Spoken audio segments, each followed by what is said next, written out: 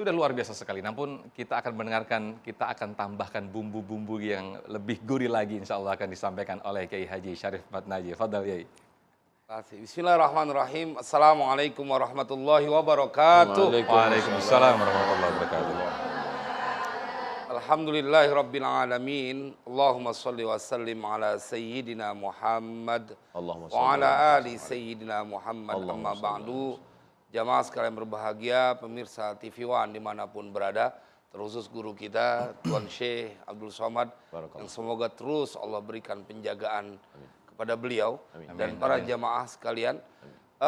Ayat yang tadi dikutip oleh Syekh Abdul Somad menjadi sebuah bukti bahwa kajian yang kita bahas ini kelewat berat dan bisa saja menyasar kepada siapa saja orangnya. Dan tidak ada yang bisa membentengi kecuali Allah.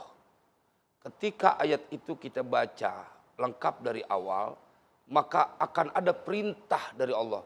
Qul a'udzu birabbil falaq.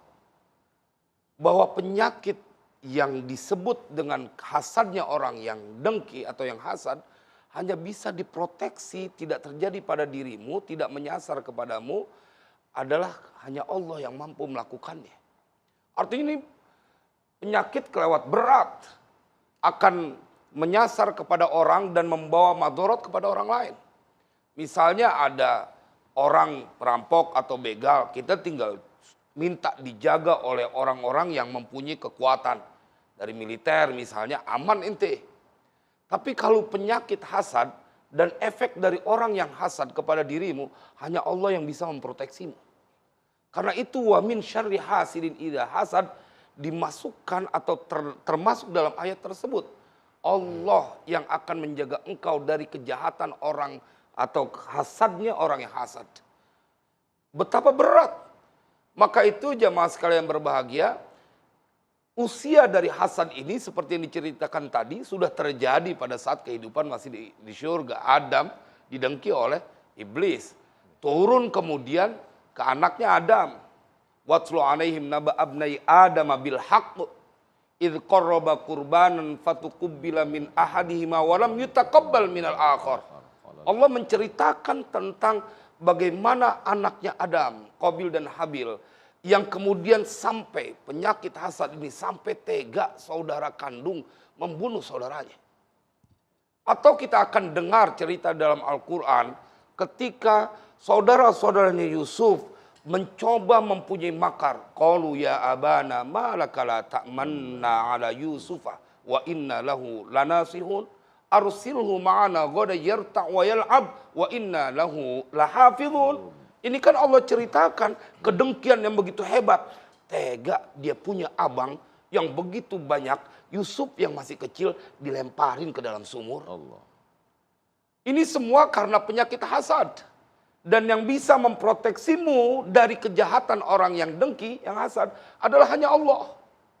Maka itu jamaah sekalian yang berbahagia, kajian ini menjadi sebuah pengingat supaya kita benar-benar berikhtiar, berusaha. Jangan sampai ada penyakit hasad di dalam diri kita. Bagaimana caranya? Kan la hasada illa ala nikmatin. Tidak terjadi hasad itu kecuali atas karunia. Maka itu ada seorang ulama yang ketika muridnya datang, ini ya Syekh, kemudian muridnya minta didoain. Ya Kiai, tolong doain saya. Apa doa dari gurunya? Katsarakallahu sadak. Semoga Allah perbanyak orang yang dengki kepadamu. Karena ketika banyak orang yang dengki, beriring engkau mendapatkan banyak karunia. Allah. Maka jamaah sekalian yang berbahagia, apa sebab dari kedengkian itu terjadi? Karena mereka, pertama kata Imam Ghazali dalam kitab Ihya'nya, al-adawah wal baghdha. Ente permusuhan menguasai dirimu dan kebencian. Sehingga engkau bukan sekedar menginginkan karunia yang didapatkan oleh saudaramu, tetapi engkau berharap, tadi kalau dibilang sama guru kita, engkau berharap itu karunia pada orang lain hilang. Maka ini penyakit berat dan penyakit batin tidak diketahui oleh orang yang punya penyakit itu. Bedanya penyakit batin sama zahir. Kalau penyakit batin yang punya penyakit nggak berasa dia. Tapi orang lain bisa tahu. Lain dengan penyakit zohir. Yang punya penyakit dia tahu, orang lain belum tentu tahu. Misalkan ada yang lagi sakit gigi, kita sakit gigi, yang lain ngajak bercanda aja. Kita padahal lagi sakit gigi, zohir. Zohir. Kita nggak tahu. Tapi penyakit batin kebalikannya, yang punya penyakit itu dia tidak merasakan tentang penyakitnya. Dia merasa enjoy, merasa nyaman, dan dia merasa benar. Bahkan jamaah sekalian berbahagia, dia tidak pernah mempunyai perasaan kasihan, belas kasih kepada orang lain. Wah, saya ketemu ini ya Syekh, banyak betul. Dan ini makanya kajian yang tepat di waktu sahur, supaya menjadi permenungan. Ente bagaimana mungkin bisa memusuhi saudara yang dulu dari kecil menjadi teman bermain. Dari lantaran dia mendapatkan rezeki yang banyak melebihi ente. Tinggal minta aja kepada Allah. Ente nggak perlu iriin rezeki yang orang dapat. Dia mendapatkan rezeki itu dari Allah. Ente minta Tuhan ente sama, ente jangan takut. Maka orang yang hasad seakan dia tidak punya Tuhan. Karena dia nggak kenal bahwa Allah maha memberikan. Jangan kata kepada orang yang ahli ibadah. Kepada orang yang durhaka aja Allah masih kasih karunia. Karena Allah punya sifat Ar-Rahman. Lalu mengapa kau menginginkan karunia yang ada pada saudaramu dan berharap hilang itu karunia ada pada saudaramu?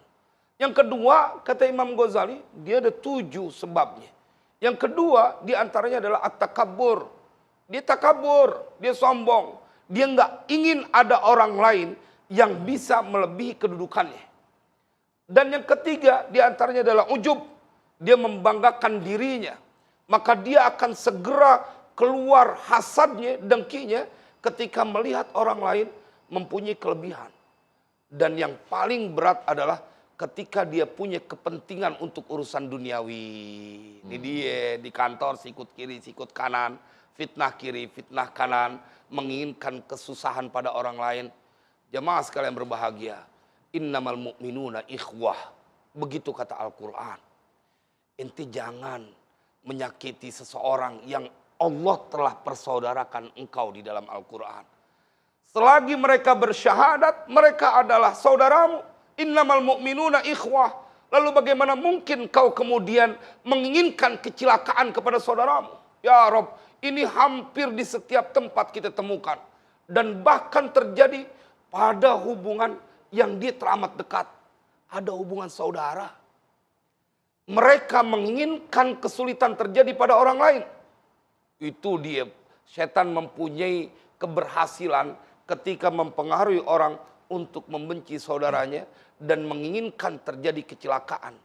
Padahal Nabi SAW mengingatkan, khairun nas anfa'uhum linnas. Ente kalau udah nggak bisa ngasih manfaat sama orang lain, jangan pakai nyusahin. Ini ngasih seneng orang lain belum pernah, pengennya nyusahin aja. Maka itu untuk memproteknya, kita diajarkan oleh Nabi. Kita disuruh baca a'udzu bikalimatillahi tammati min syarri ma khalaq. Kalau ente udah baca itu, sekampung hasad sama ente nggak nyampe. Madorotnya nggak kena. Kenapa? Yang memproteksi langsung Allah. A'udzu bikalimatillahi tammati min syarri ma khalaq. Dari kejahatan semua yang telah Allah ciptakan, ente terjaga.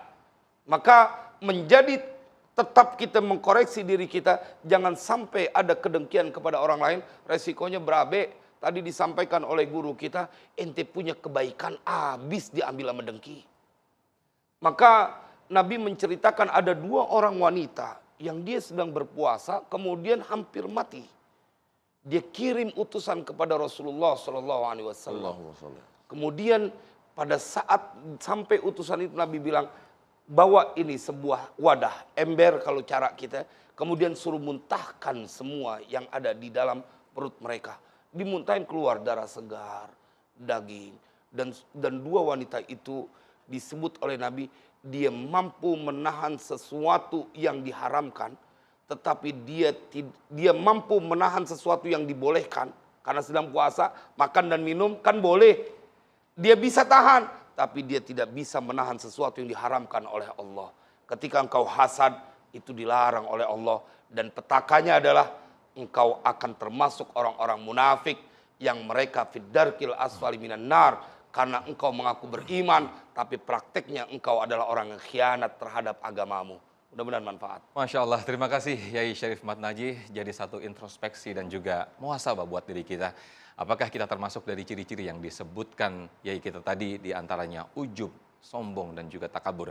Nanti kita akan bahas lebih dalam lagi di segmen berikut. Tetaplah bersama kami di Indahnya Ramadan. Silakan kita sahur lagi Yai. Sahur lagi.